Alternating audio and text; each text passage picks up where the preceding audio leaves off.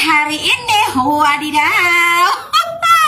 Dari hasil kesaksian para ahli dalam persidangan Nikita Mirzani kemarin, menurut ahli perdata, kasus Nikita Mirzani ini tidak ada unsur pemerasan, melainkan semuanya adalah kesepakatan.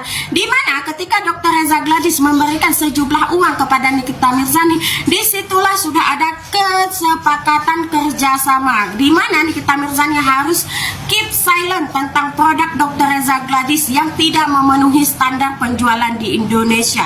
Dan menurut ahli bahasa, kasus Nikita Mirzani ini tidak ada unsur pengancaman, melainkan di sini hanya ada meminta tolong. Di mana Dr. Reza Gladys meminta tolong kepada Nikita Mirzani melalui Ismail Marzuki dengan membahasa gimana baiknya Mail. Di situ seolah-olah Dr. Reza Gladys sedang memohon bantuan kepada Ismail Marzuki.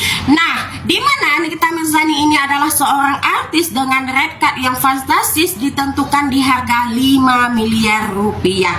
Oke ya, Fik, Nikita Mirzani bukanlah pemeras. Sekali lagi, Nikita Mirzani bukanlah pemeras. Kasus ini adalah kesepakatan. Oke, well, waduh, meledak nggak tuh, wadidaw.